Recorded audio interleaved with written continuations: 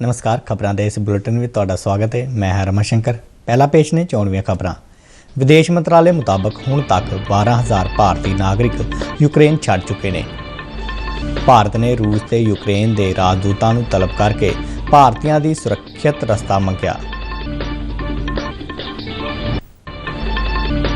Operation Ganga तहत 2,000 भारतीय नागरिक देश परते।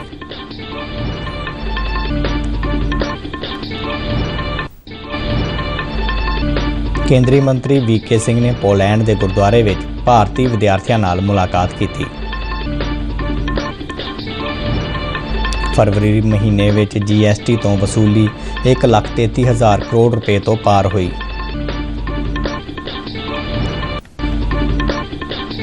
लोगों को म्यारी ते सस्तियां दवाइयां मुहैया करवाउण लई देश भर में चल रहे हैं 8600 जन औषधि केंद्र।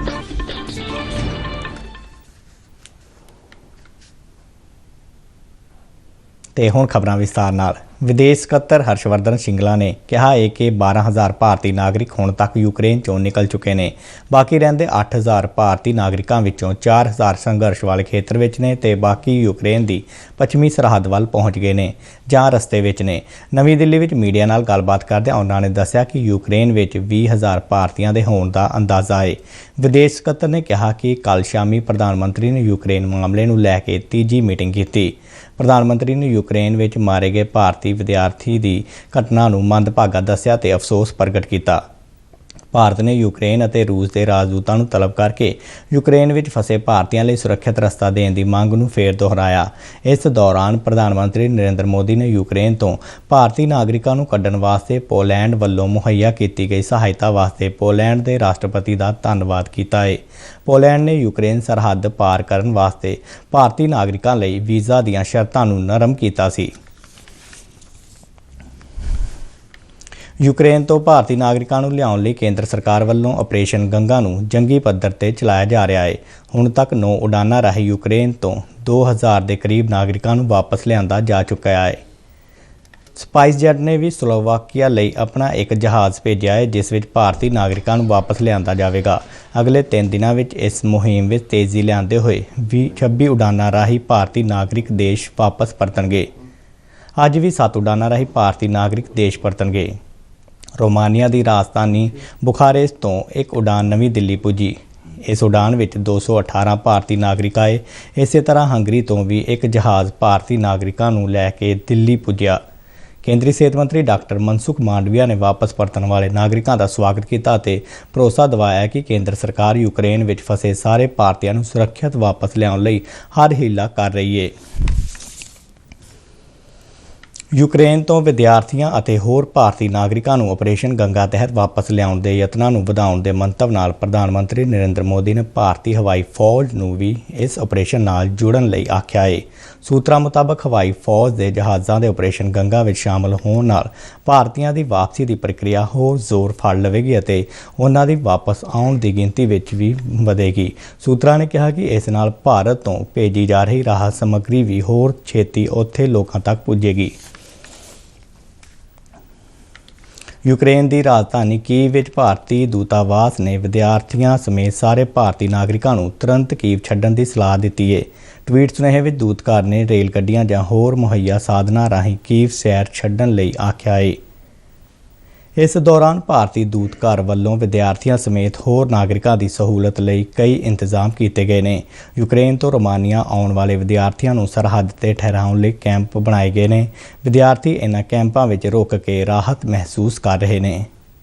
इस दे नाल ही बुडापेस्ट समेत बुखारेस्ट तो विद्यार्थियों को जहाज़ राहीं वापस लियाउण दा सिलसिला लगातार चल रहा है। भारत सरकार वालों किए जा रहे यत्नां दी विद्यार्थी ते होर लोग शलाघा कर रहे हैं। रोमानिया बॉर्डर से एग्जिट करना थोड़ा सा तकलीफदायक है, जैसे कि मुझे 2 रातें लगी और इस 2 रातों में मैंने बहुत माइनस टेम्परेचर था और स्नोफॉल भी हुआ, वो मैंने झेला। लेकिन ये ज़रूरी था क्योंकि मुझे यूक्रेन से एग्जिट करने के लिए यही एक चारा मुझे दिख रहा था। और दूसरी बात थी खाने की वहाँ पे कोई दिक्कत नहीं है। खाने बहुत सारे वॉलंटियर्स वहाँ पे हैं जो आपको खाने में आपको खिचड़ी मिल जाएगा, कटलेट मिल जाएगा, बहुत सारी चीज़ें मिल जाएगी, ब्रेड उसकी चिंता नहीं। ਕੇਂਦਰੀ ਮੰਤਰੀ ਵੀਕੇ ਸਿੰਘ ਯੂਕਰੇਨ ਵਿੱਚ ਫਸੇ ਭਾਰਤੀ ਨਾਗਰਿਕਾਂ ਦੀ ਸੁਰੱਖਿਅਤ ਵਾਪਸੀ ਲਈ ਸਰਕਾਰੀ ਯਤਨਾਂ ਵਿੱਚ ਤੇਜ਼ੀ ਲਿਆਉਣ ਲਈ ਪੋਲੈਂਡ ਪਹੁੰਚ ਗਏ ਨੇ। ਵਾਰਸਾ ਵਿੱਚ ਉਹਨਾਂ ਨੇ ਗੁਰਦੁਆਰੇ ਵਿੱਚ ਠਹਿਰੇ ਭਾਰਤੀ ਵਿਦਿਆਰਥੀਆਂ ਨਾਲ ਮੁਲਾਕਾਤ ਕੀਤੀ। ਕੇਂਦਰੀ ਰਾਜ ਮੰਤਰੀ ਸੋਮ ਪ੍ਰਕਾਸ਼ ਨੇ ਕਿਹਾ ਹੈ ਕਿ ਭਾਰਤ ਸਰਕਾਰ ਯੂਕਰੇਨ ਵਿੱਚ ਫਸੇ ਭਾਰਤੀ ਨਾਗਰਿਕਾਂ ਨੂੰ ਸੁਰੱਖਿਅਤ ਲਿਆਉਣ ਲਈ ਪੂਰੀ ਤਰ੍ਹਾਂ ਵਚਨਬੱਧ ਹੈ। ਉਹਨਾਂ 2 ਹੈਲਪਲਾਈਨ ਨੰਬਰ ਅਤੇ 1 ਫਾਰਮ ਜਾਰੀ ਕੀਤਾ ਹੈ, ਜਿਸ ਰਾਹੀਂ ਲੋੜੀਂਦੀ ਜਾਣਕਾਰੀ ਭੇਜ ਕੇ ਯੂਕਰੇਨ ਵਿੱਚ ਫਸੇ ਲੋਕਾਂ ਦੀ ਮਦਦ ਕਰਕੇ ਉਹਨਾਂ ਨੂੰ ਵਾਪਸ ਲਿਆਂਦਾ ਜਾ ਸਕੇ। ਇਹ ਨੰਬਰ ਨੇ 917357200001 919815425173।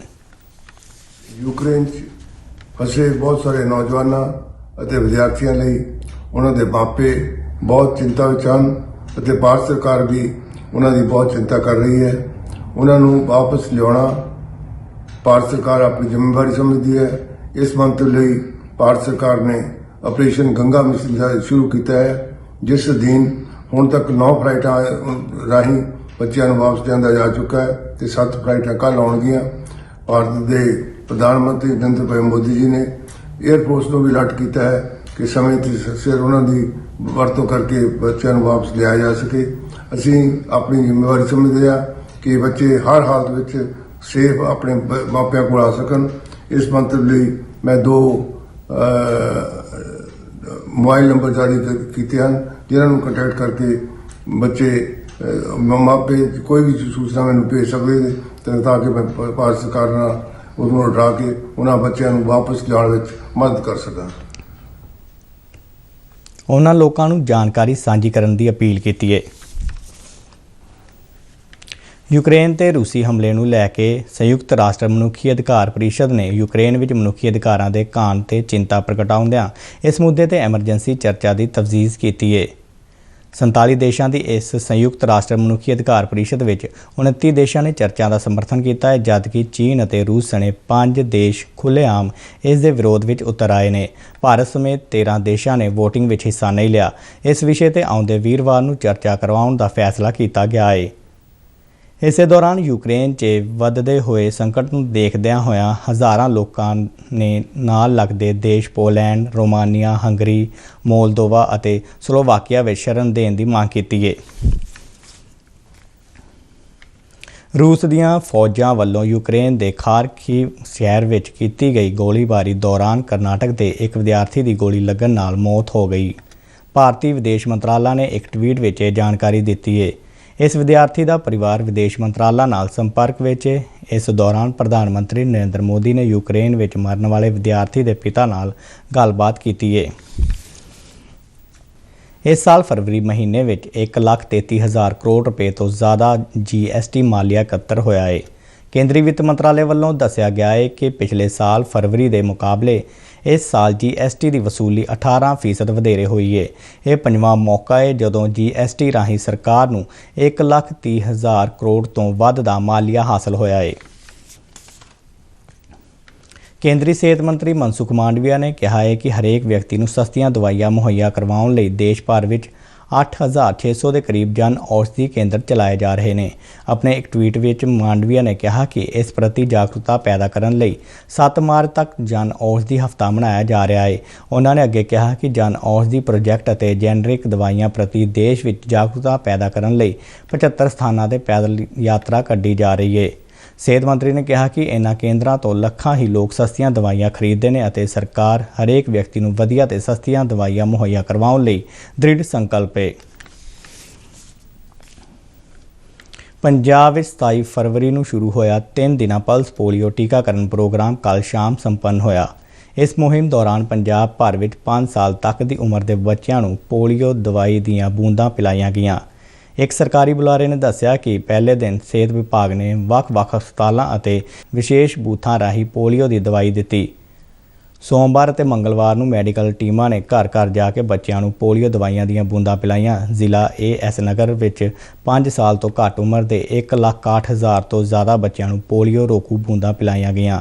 ਨਵਾਂ ਸ਼ਹਿਰ ਵਿੱਚ ਇਸ ਮੁਹਿੰਮ ਤਹਿਤ 53,924 ਬੱਚਿਆਂ ਨੂੰ ਪੋਲੀਓ ਰੋਕੂ ਬੂੰਦਾਂ ਦੀ ਖੁਰਾਕ ਦਿੱਤੀ ਗਈ।